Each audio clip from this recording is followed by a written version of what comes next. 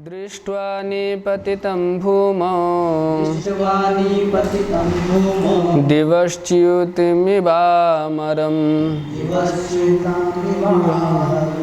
प्रणेमुः पाण्डवः भीष्मं सानुगाः सहचक्रिणा।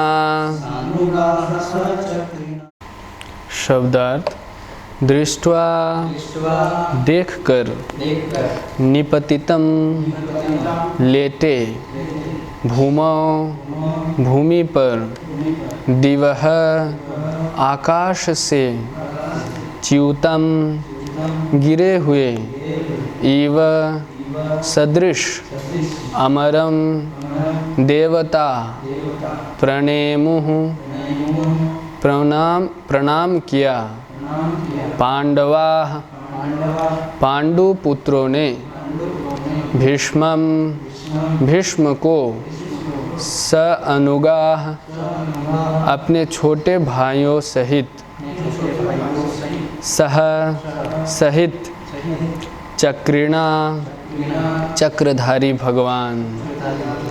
अनुवाद है तात्पर्य जगतगुरु श्रील प्रभुपाद जी के द्वारा। श्रील प्रभुपाद की अनुवाद। आकाश से आ गिरे देवता के समान उन्हें भीष्मदेव को भूमि पर लेटे देखकर पांडव सम्राट युधिष्ठिर ने अपने छोटे भाइयों तथा भगवान कृष्ण समेत उन्हें प्रणाम किया।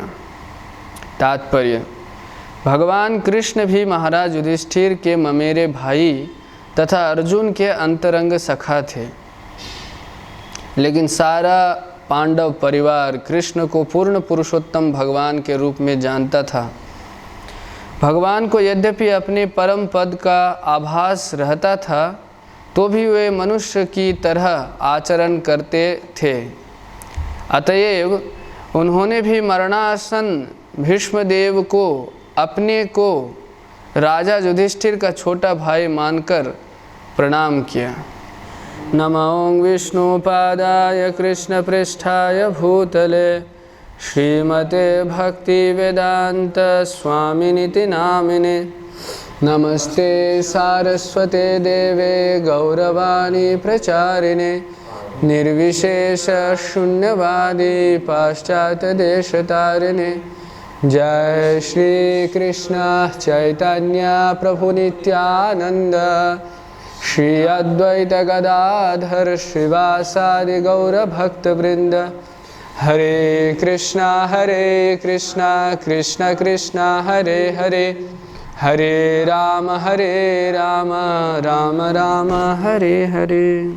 हरे कृष्णा। सभी भक्तों का स्वागत है। ऑनलाइन जो लोग देख रहे हैं उनका भी स्वागत है। तो इस अध्याय में अभी जो चल रहा है, इस प्रसंग में कहा जा रहा है कि कैसे पांडव लोग भगवान कृष्ण के सहित भीष्मदेव के पास गए हैं,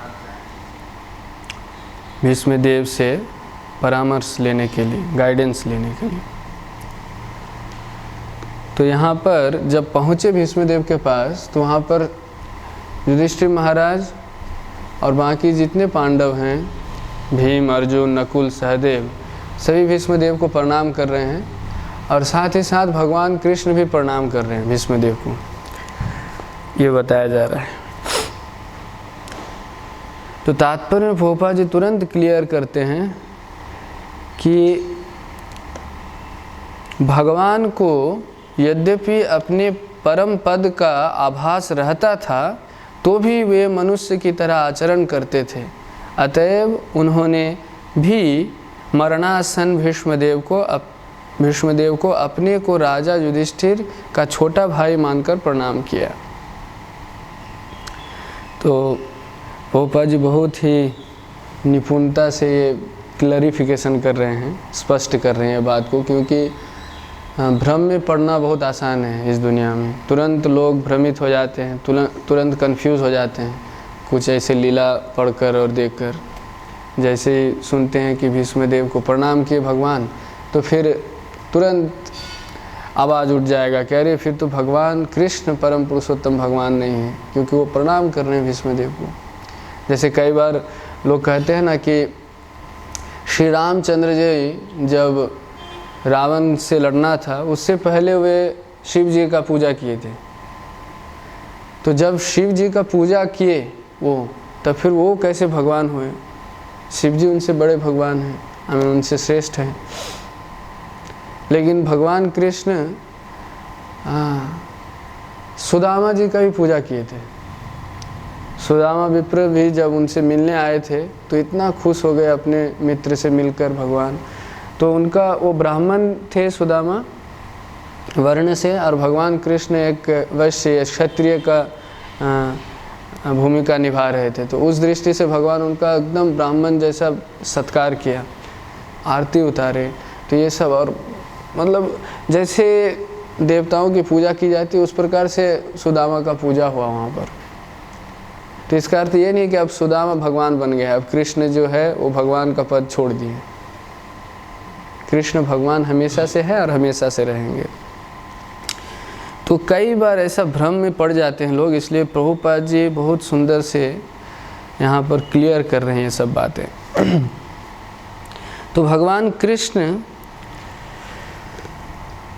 पांडवों को प्रेरणा दिए भीष्मदेव से मिलने के लिए, विशेष रूप से युधिष्ठिर महाराज को, क्योंकि युधिष्ठिर महाराज का जो प्रश्न और जो ग्लानि हृदय में उठ रहा था कि उनके कारण इतने सारे सेनाओं का मृत्यु हो गया, केवल वो राज सिंहासन में बैठे इसलिए, और इस बात से वो बहुत दुखी हो रहे थे, बहुत ही पीड़ा हो रही थी उनको, और उनको कोई समझा नहीं पा रहे थे, कोई भी उनका ये हृदय का दुख दूर नहीं कर पा रहे थे, कोई भी संतुष्ट नहीं कर पा रहे थे। और कृष्ण ऐसा जानबूझकर किए, क्योंकि कृष्ण भी उनको प्रेरणा दिए युधिष्ठिर महाराज को कि वो कृष्ण से भी संतुष्ट ना हो, ताकि कृष्ण, इनकी कई कारण हैं। एक कारण ये है कि कृष्ण भीष्मदेव को खुश करना चाहते थे।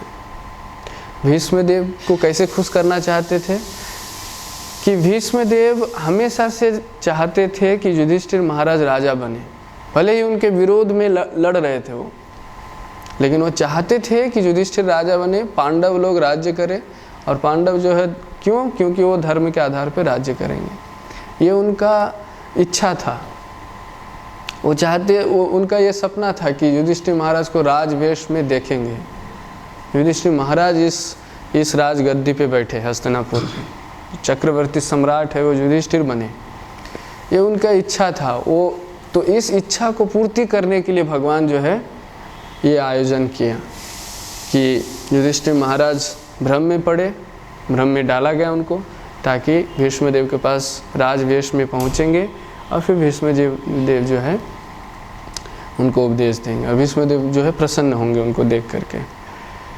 तो भगवान का संवेदनशील जो गुण है वो यहाँ पर दिखता है कि कैसे भगवान, अभी भीष्मदेव शरीर छोड़ने वाले हैं, और शरीर छोड़ने के बाद वो भगवान के धाम वापस जाने ही वाले हैं। तो अभी कुछ समय के लिए उनको खुश करने का क्या मतलब है? कोई ऐसा सोच सकता है, अरे अभी तो शरीर छोड़ के वो जाने वाले, फिर भगवान के धाम में तो परम प्रसन्न रहेंगे वो हमेशा के लिए। लेकिन भगवान इतने संवेदनशील हैं कि वो एक छोटा सा भी अवसर नहीं खोते हैं भक्तों को प्रसन्न करने के लिए, कि ठीक है अभी शरीर छोड़ने वाले हैं, अभी आने ही वाले मेरे धाम वापस, फिर भी उस समय भी उनका जो इच्छा है वो पूर्ति करना है, उनके हृदय को संतुष्ट करना है। अब एक व्यक्ति जो इस प्रकार से तीर के सैया में लेटा है, उनके शरीर में हजारों बाण भेदा हुआ है, और वो व्यक्ति को प्रसन्न करने का क्या मतलब है? कोई सोच सकता है कि ये कैसी प्रसन्नता, उनकी प्रसन्नता के बारे में सोच करके आप क्या करेंगे? कई बार ऐसे होता है ना, कोई व्यक्ति बहुत दुखी है तो लोग उनके रिश्तेदार या फिर उनके परिवार वाले ये आशा छोड़ देते हैं कि इनको प्रसन्न करना है। आप देखेंगे कोई बूढ़ा व्यक्ति अगर घर में है, वृद्ध लोग, तो उनको नेग्लेक्ट कर दिया जाता है। उनको ऐसा लगता है परिवार वाले को कि अब कुछ नहीं कर सकते हम इसके लिए, अब कुछ करने की आवश्यकता नहीं है। आवश्यकता भले ही वो सोचेंगे कुछ करने के लिए, लेकिन उनको लगता है कि अब क्या कर सकते हैं, लेकिन भगवान देखिए एक भी अवसर नहीं छोड़ रहे हैं अपने भक्तों को प्रसन्न करने के लिए इस अवस्था में भी, क्योंकि प्रसन्नता अलग अलग लेवल में होती है। एक शारीरिक सुख है, एक भावनात्मक सुख है, एक बौद्धिक सुख भी है। कोई बात आपको समझ में आ जाती है तो आपको आनंद आता है, वो है बौद्धिक सुख। आध्यात्मिक सुख, भगवान से प्रेम, भगवान से स्नेह करने का जो सुख है, वो है कृष्ण भावनामृत का सुख। तो सुख जो है, प्रसन्नता जो है, आनंद जो है, वो अलग अलग लेवल में है। तो भले ही भीष्म देव को शारीरिक कष्ट हो रहा था, लेकिन वहाँ पर भगवान कृष्ण ने आयोजन किया एक उनको आंतरिक सुख देने का, उनके भावनात्मक सुख देने का। और आध्यात्मिक सुखी तो हमेशा से हैं, भीष्मदेव भगवान के शुद्ध भक्त हैं। तो भगवान आयोजन करते हैं कि कैसे किस प्रकार से हम अपने भक्तों को सुखी करेंगे, खुश करेंगे। तो यहाँ पर सारे पांचों पांडवों को लेकर के राजवेश में यहाँ पर दूसरे श्लोक में वर्णन किया गया है कि स्वर्ण आभूषणों से सजे हुए उच्च कोटि के घोड़ों द्वारा खींचे जाने वाले सुंदर रथों पर उनके पीछे पीछे चल रहे थे। यहाँ पर किस प्रकार से आए, दूसरे श्लोक में है, यहाँ पर किस प्रकार से पांडव भगवान कृष्ण आए भीष्मदेव से मिलने के लिए, वो वर्णन किया गया है कि उनके घोड़े जो थे वो भी स्वर्ण आभूषणों से सुसज्जित थे, सुंदर रथों से आए। मतलब पूरा राजवेश में, पूरा ठाट बाट के साथ, क्योंकि ऐसा ही देखकर भीष्मदेव को खुशी होने वाला है, ये भगवान को पता है। इसलिए यही आयोजन किए भगवान भीष्मदेव को प्रसन्न करने के लिए। यहाँ ये बहुत ही महत्वपूर्ण बात है कि कैसे भगवान हर एक मौका, एक भी मौका जाने नहीं देते हैं अपने हाथ से भक्तों को खुश करने के लिए। और ऐसा नहीं है कि वो नेगलेक्ट कर रहे हैं ये वाला, ये थोड़ा सा खुश करके क्या फ़ायदा है, अभी दुखी होने दो, बाद में मेरे धाम में आने ही वाले हैं। नहीं, ऐसा नहीं, हर एक मौका। मुझे ये याद आ रहा है कि हम लोग जब न्यूजीलैंड गए थे तो वहाँ पर वो भक्त हमें लेने के लिए जो आए थे एयरपोर्ट में, तो लंबा फ़्लाइट था। उसके बाद वो भक्त आए एयरपोर्ट में लेने के लिए, तो उनको पता था कि बहुत लंबा जर्नी करके आ रहे हैं प्रभु जी लोग। तो जैसे ही हम लोग बाहर गए एयरपोर्ट से और देखे कि वो भक्त आए हैं, फिर मिले, और फिर जैसे अंदर गए तो वो और एक और भक्त थे उनके साथ, वो ड्राइविंग कर रहे थे एक भक्त, और एक प्रभु जी जो वहाँ सब प्रीचिंग करते हैं। तो वो प्रभु जी और मैं पीछे बैठा हुआ था। हाँ, तो वो क्या किए, अपना बैग निकाल करके ना एक प्रसाद का डब्बा निकाल करके मुझे दिए। बोले प्रभु जी आप इतना लंबा जर्नी करके आ रहे हैं, भूख लगा होगा जोर से, आप थोड़ा सा प्रसाद ले सकते हैं। तो मैं उनकी तरफ देखने लगा, मतलब मैं ऐसे ही देख रहा था कि ऐसा कभी हुआ नहीं है, ऐसा वाला एक्सपीरियंस कि कोई पिकअप किया आपका, मतलब आपको रिसीव किया और साथ ही आपको प्रसाद। फिर बोले कि प्रभु जी पूरा प्रसाद है, वहाँ पहुँचने के बाद आपको पूरा प्रसाद मिलेगा, लेकिन अभी जस्ट थोड़ा सा ले सकते हैं आप, भूख लगा होगा ज़ोर से। तो मैं इतना आश्चर्य हो गया, मैं बोला कितना कुछ सीखना है हमें दूसरे भक्तों से हैं, वो लोग कैसे ट्रीट करते हैं, मतलब इतना सेंसिटिव है भक्तों का नीड का कि ज़रूर भूख लगा होगा। और फ्लाइट में ये लोग कुछ खाते नहीं हैं, तो उनको पता है ज़रूर भूख लगा होगा। तो उनको मैं डब्बा खोला, देखा एकदम पकोड़ा बना हुआ था, और मैं सच में खाया पकोड़ा, और मैं बहुत सोच रहा था कि तो उसी प्रकार से भगवान यहाँ पर इतने सेंसिटिव हैं।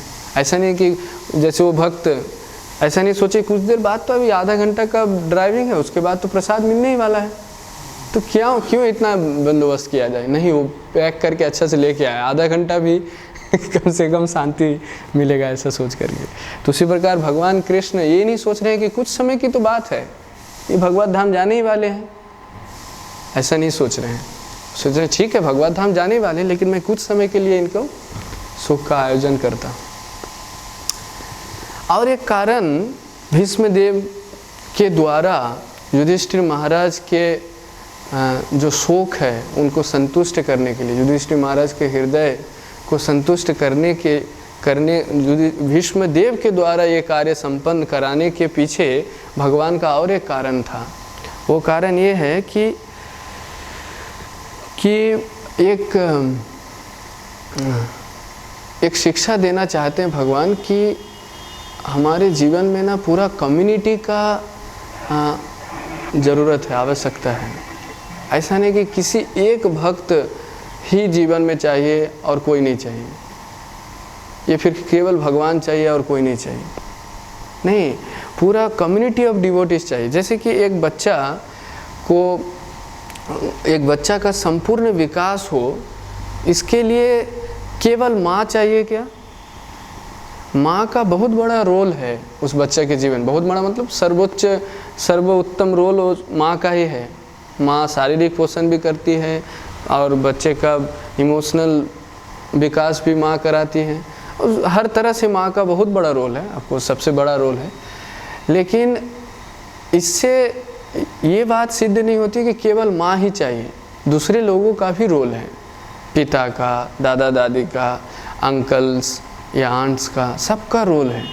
कभी कभी माँ जो है बच्चे को ध्यान नहीं दे पाती हैं अगर, तो दूसरे लोग आकर के बच्चे को उठा ले जाते हैं, वो लोग। तो हर एक व्यक्ति के साथ बच्चे का रिलेशनशिप है। माँ के साथ एक बहुत ही अनोखा और बहुत ही उत्तम रिलेशनशिप है, बहुत ही घनिष्ठ। उसी प्रकार से चाचा के साथ रिलेशन है, पिताजी के साथ, दादा के साथ, दादी जी के साथ, आंटीज, क्या नाम है, दूसरे जितने भी रिश्तेदार हैं, सबके साथ बच्चे का रिलेशनशिप है। और हर एक रिलेशनशिप इम्पोर्टेंट है बच्चे के ग्रोथ के लिए, हर एक रिलेशनशिप। उसी प्रकार से हमारे आध्यात्मिक विकास के लिए, पूर्ण रूप से हमारा आध्यात्मिक विकास हो, इसके लिए हर एक भक्तों के साथ हमारा रिलेशनशिप इम्पोर्टेंट है। कई बार आप देखेंगे कि कुछ बातें हैं जो आप कुछ भक्त से नहीं कर सकते हैं, लेकिन कुछ भक्त से कर सकते हैं। कुछ बातें आपके हृदय में हैं जिनको आप कुछ भक्तों के सामने खोलना मुश्किल होता है, क्योंकि उनके साथ जो आपका रिलेशनशिप है वो अलाउ नहीं करता है आपको उस ढंग की बात करने के लिए। लेकिन कुछ और भक्त है जिनके साथ आपका रिलेशनशिप ऐसा है कि आप वैसा बात कर सकते हैं, वो वाला प्रश्न पूछ सकते हैं जो उनसे नहीं पूछ सकते थे। तो इस प्रकार से हर एक भक्त के साथ हमारा जो संबंध है वो महत्वपूर्ण है। कई बार भक्तों के बीच में इस प्रकार की धारणा हो जाती है कुछ भक्तों का कि मैं और मेरे गुरु महाराज, और किसी को नहीं जानता मैं। तो इसमें ये वाला, जब ऐसा धारणा हो तो ये वाली बात याद रखना ज़रूरी है कि नहीं, हर एक भक्तों के साथ हमारा संबंध जो है महत्वपूर्ण है। केवल एक व्यक्ति के साथ विशेष संबंध हो सकता है, लेकिन हर एक भक्त के साथ संबंध महत्वपूर्ण है। तो ये एक बहुत बड़ा बात है यहाँ पर। और जो भी प्रचारक है, लीडर है, उनके लिए भी ये बहुत बड़ा शिक्षा है कि कैसे हम भक्तों का एक समुदाय बनाएं, जहाँ पर सभी भक्तों का सभी प्रकार की आवश्यकता पूरी हो। ऐसा ना हो कि एक भक्त का संबंध सिर्फ एक ही भक्त से है, और वो भक्त अगर किसी प्रकार से, भगवान ना करे ऐसा हो, लेकिन वो भक्त अगर किसी प्रकार से उनका पतन हो जाता है भक्ति से किसी प्रकार से वो संस्था छोड़ देते हैं, भक्ति करना छोड़ देते हैं, तो वो जो भक्त उस भक्त के साथ जिनका संबंध था वो भी छोड़ देंगे, क्योंकि उनके अलावा किसी और के साथ उनका संबंध है नहीं। तो यहाँ पर भगवान वो स्वयं जो हमेशा से पांडवों का मार्गदर्शन किए हैं, हमेशा से पांडवों का रक्षा किए हैं, वो स्वयं जानबूझ करके युधिष्ठिर महाराज का मार्गदर्शन कराने में असफल हो रहे हैं, जानबूझ करके, ताकि भीष्मदेव मार्गदर्शन करे। और ये वाली बात हम समझ पाए कि एक समुदाय की ज़रूरत है, भक्तों का समुदाय, एक कम्युनिटी की ज़रूरत है। ये बहुत महत्वपूर्ण वाली बात है। और एक बात है कि देखिए, भगवान का जो एक भाव है कि भगवान क्रेडिट नहीं लेते हैं कोई बड़े काम का, और दूसरे को, मतलब अपने भक्तों को क्रेडिट देना चाहते हैं। जैसे अभी भी अर्जुन महाभारत का युद्ध लड़ करके क्रेडिट लिए, वो भगवान स्वयं कर सकते थे, और अर्जुन मतलब जब उनको भ्रम में डाला गया तब वो चाहते भी थे कि ये सब क्यों कराया जा रहा है मुझसे। तो तभी भगवान वो उस प्रोजेक्ट को अपने हाथ में ले सकते थे। अब बोल सकते थे कि ठीक है अर्जुन आप मत करो, मैं कर लेता हूँ आपके लिए, मैं सबको हरा देता हूँ, आपको जिता देता हूँ, आपको राजा बना देता हूँ। लेकिन नहीं, भगवान चाहते थे कि अर्जुन को क्रेडिट मिले। उसी प्रकार से भगवान श्री रामचंद्र जी हनुमान जी को क्रेडिट दिए पूरा रामायण का युद्ध में, पूरा राम रावण के बीच में जो युद्ध हुआ उसका मेन हीरो हनुमान जी हैं। और इसी प्रकार से हम देखते हैं चैतन्य महाप्रभु 500 साल पहले आए इस धरा में और भगवान का नाम का हरे कृष्ण महामंत्र का प्रचार किए, पूरे भारत में प्रचार किए, लेकिन भारत के बाहर नहीं गए। क्यों? क्योंकि वो प्रभुपाद जी को क्रेडिट देना चाहते थे। तो भगवान हमेशा अपने भक्त को क्रेडिट देना चाहते हैं। इसी प्रकार से यहाँ भी भगवान जो है भीष्म देव को क्रेडिट देना चाहते हैं। तो अब भीष्म देव, एक बात और समझना ज़रूरी है कि युधिष्ठिर महाराज को मार्गदर्शन कराना ये आसान बात नहीं था, क्योंकि युधिष्ठिर महाराज धर्मराज हैं, वो एक साधारण व्यक्ति नहीं है, उनको पूरे धर्म के ज्ञाता हैं, वो सब कुछ जानते हैं वो धर्म के विषय में। उस व्यक्ति का मार्गदर्शन, वो भ्रम में पड़े हैं, उनको बताना ये आसान नहीं। जैसे कभी कभी जब किसी भक्त का काउंसलिंग करना पड़ता है, किसी भक्त मतलब सीनियर डिवोटी का, कोई सीनियर डिवोटी अगर उनसे भी सीनियर जब उनका काउंसलिंग करते, जैसे मैं एक बार अपने आँखों से देखा था, बॉम्बे में एक भक्त प्रभु जी से और उनका बातचीत होने वाला था, तभी मैं प्रभु जी के साथ में था। तो वो भक्त आए और अपना ये सब बताने लगे। तो प्रभु जी उनको कुछ बोलने ही वाले थे कि उससे पहले वो भक्त बोलते, प्रभु जी आप जो भी बोलने वाले हैं ना मुझे सब पता है। प्रभु जी उनको ऐसा देख रहे हैं, क्या पता है आपको? बोले प्रभु जी आप यही बोलने वाले हैं ना कि ऐसा मत करो और ऐसा करो, ऐसा मत करो ऐसा करो। तो प्रभु जी वो भक्त, फिर मैं बाहर गया, उनके बाद उनसे चर्चा हुआ। उसके बाद मैं जब अंदर आया तब प्रभु जी बोले कि देखो भक्त को समझाना कितना मुश्किल होता है। खास करके जो सीनियर भक्त हैं, जिनको सब कुछ मालूम है, उनको समझाना और ज़्यादा मुश्किल हो जाता है। तो यहाँ पर धर्मराज जी स्वयं युधिष्ठिर महाराज, उनको समझाना भीष्मदेव के लिए कितना मुश्किल होगा। और इस अवस्था में कि वो तीर के सैया में लेटे हैं, इतना पीड़ा में हैं, और वो कहा जाता है कि ठंडी का मौसम था, जनवरी का महीना था। मतलब पूरी तरह से इस अवस्था में, मतलब ऐसा नहीं है कि ब्यास आसन लगा हुआ है, प्रवचन देना है भीष्मदेव को, ऐसा सेटिंग नहीं था। तो उस सेटिंग में, उस अवस्था में भीष्मदेव युधिष्ठिर महाराज को मार्गदर्शन करा रहे हैं, बहुत ही महत्वपूर्ण वाली बात है।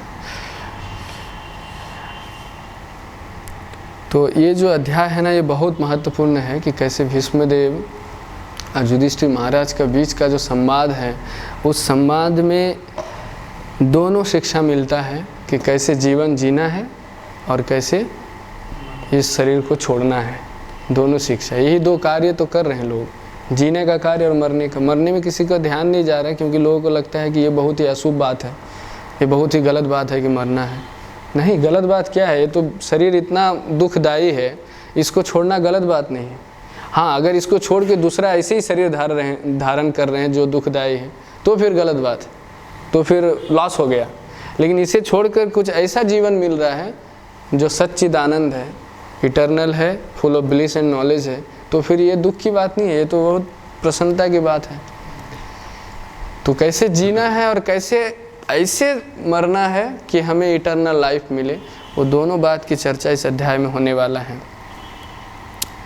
और एक बात बहुत महत्वपूर्ण है कि इस अध्याय में खास करके ये सेटिंग ऐसा है, भगवान कृष्ण ये सेटिंग अरेंज किए कि पांडव लोग आकर के भीष्मदेव से मिले, और भीष्मदेव जो है, भीष्मदेव का जो असली पहचान है वो दुनिया वाले के सामने भगवान कृष्ण लाना चाहते थे, इसलिए ये सेटिंग की। ये पूरा व्यवस्था भगवान ने इसलिए किया ताकि भीष्मदेव का सही रूप दुनिया को दिखा सके। क्योंकि दुनिया वाले अब तक भीष्मदेव को किस रूप में जान रहे हैं कि ये बहुत बड़ा योद्धा है, एक पावरफुल क्षत्रिय हैं, हस्तिनापुर का राज सिंहासन का रक्षक हैं, सेवक हैं, परशुराम से भी जो हारे नहीं ऐसा योद्धा है, ब्रह्मचारी हैं, नैष्ठिक ब्रह्मचारी।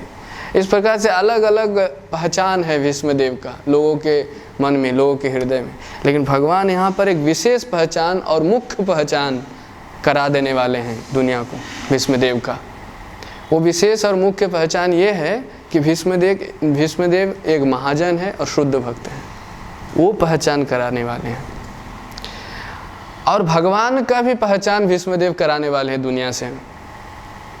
जैसे कृष्ण भीष्मदेव का पहचान, असली पहचान दुनिया से करा रहे हैं, वैसे भीष्मदेव भी ये अध्याय में अपने प्रवचन में अपना जो युधिष्ठिर महाराज को जो मार्गदर्शन देंगे, उस वर्ड्स में, उस शब्दों में भगवान भीष्मदेव कृष्ण का असली पहचान कराने वाले हैं।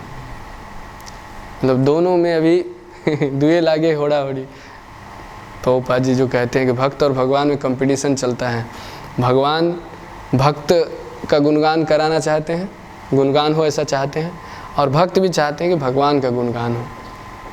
तो भीष्मदेव यहाँ चाह रहे हैं कि अरे आप दुनिया वाले, आप कृष्ण को सोच रहे हैं कि एक ग्वाला है, ये फिर वो है जो पांडवों के पक्ष से जस्ट युद्ध किए, जो बहुत राजनीति खेले महाभारत के युद्ध में, या फिर जो शिशुपाल को मारे और ये सब बहुत सारे ये वो किए, लेकिन उनका असली पहचान आपको पता नहीं।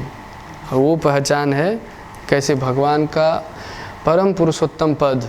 भगवान कृष्ण साधारण मनुष्य नहीं है हमारे जैसा, हमारे बीच में आकर वो हमारे जैसा कर्म कर रहे हैं। जैसे यहाँ पर आज के श्लोक में कहा गया है कि भगवान जो है सामान्य व्यक्ति जैसा, सामान्य मनुष्य जैसा, मनुष्य की तरह आचरण करते हैं। हाँ, तात्पर्य में प्रभुपाद जी लिखते हैं। तो ऐसा करते हैं इसलिए हम उनको सामान्य मनुष्य समझ लेंगे, तो ये बहुत बड़ी भूल होगी जो आजकल के दुनिया में हो रहा है। तो ये भीष्मदेव क्लियर कराना चाहते हैं। तो भीष्मदेव कृष्ण का पर्दाफाश करने वाले हैं और कृष्ण भीष्मदेव का, ये होने वाला है इस अध्याय में। बहुत बहुत धन्यवाद। ग्रंथराज श्रीमद् भागवतम की, जगतगुरु श्रील प्रभुपाद की, निताय गौर प्रेमानंदे हरि हरि। कोई प्रश्न है किसी का? कि जब व्यक्ति फ्रस्ट्रेटेड रहता है तभी वो कुछ गलत काम कर बैठता है। जैसे हम अगर कुछ गलत भ्रमित होते हैं कभी भी भक्ति में, हमारा मन अगर भटकता है, तो तभी देखेंगे, आप पाएंगे कि हम जरूर परेशान होते हैं। ये तो किसी भक्त के साथ हमारा अनबन हो गया है, तो आप देखेंगे जैसे ही भक्तों के साथ अनबन होता है ना, तुरंत मन जो है माया की तरफ दौड़ने लगता है, तुरंत आकर्षित करेगा भौतिक जीवन, तुरंत आप कुछ ऐसा कार्य करेंगे जो भक्ति के लिए अनुकूल नहीं है। तो फ्रस्ट्रेटेड माइंड, और फ्रस्ट्रेटेड माइंड क्यों आता है? क्योंकि हम ये गलत धारणा बना बैठे हैं। जैसे महंत को बताया कि कैसे ये अधिकार हम सोच लिए कि मैं ही हूँ जिनको ये मिलना चाहिए। आज की दुनिया में ये भावना से ओत-प्रोत है लोग, इसलिए लोग जैसे ही कुछ असफलता आती है जीवन में, उनका सामना नहीं कर पाते हैं। असफलता का सामना नहीं कर पाने का मुख्य कारण आज यही है कि लोग पूरी तरह से अनरीजनेबल एक्सपेक्टेशन में भरा है उनका मन। और ऐसा भावना भी दुनिया वाले फैलाते हैं कि you can do anything, you can achieve anything, you can कुछ भी आप कर सकते हैं। और जब ये मैंने सुन लिया कि मैं कुछ भी कर सकता हूँ, कुछ भी पा सकता हूँ, तो फिर जब थोड़ी सी कुछ चीज़ें हैं जो मैं पाना चाहता हूँ और नहीं मिल रहा है, तो मैं फ्रस्ट्रेट हो जाता हूँ। फ्रस्ट्रेट होना स्वाभाविक है, क्योंकि मैं जब कुछ भी पा सकता हूँ तो ये क्यों नहीं पा रहा हूँ मैं। और शास्त्र उनका उल्टा सलाह देती हैं। शास्त्र क्या कहती है कि संतुष्ट रहो जीवन में, जो है आपके पास उससे संतुष्ट रहो, और अगर पर्याप्त नहीं है तो आप ज़रूर पाने का प्रयास ज़रूर करो, लेकिन आप फ्रस्ट्रेटेड मत हो, क्योंकि ये असली धन नहीं है। इस दुनिया का धन असली धन नहीं है। इस दुनिया का सुख असली सुख नहीं है। इस दुनिया का सम्मान असली सम्मान नहीं है। इस दुनिया का पहचान असली पहचान नहीं है। न पहचान बनाना है मुझे। ये बहुत बड़ा एक क्रेज है लोगों के अंदर आज मॉडर्न सिविलाइजेशन में, कि मुझे पहचान बनाना है, उन सब को बता देना है कि मैं भी कुछ हूँ। देखिए, sense of worth, sense of appreciation, that is okay, लेकिन पहचान बनाने के पीछे इस भावना में इतना ओत-प्रोत हो जाते हैं कि व्यक्ति भूल जाता है असली में वो है कौन। वो झूठा पहचान बनाने में एकदम होड़ लगा देते हैं, असली पहचान को पीछे छोड़ देते हैं। तो ये बहुत अच्छा पॉइंट है महनपुर, थैंक यू। और कोई प्रश्न किसी का? आप सबको बहुत बहुत धन्यवाद। ग्रंथराज श्रीमद् भागवतम की, श्रील प्रभुपाद की, निताय गौर प्रेमानंदे, हरि हरि बोल।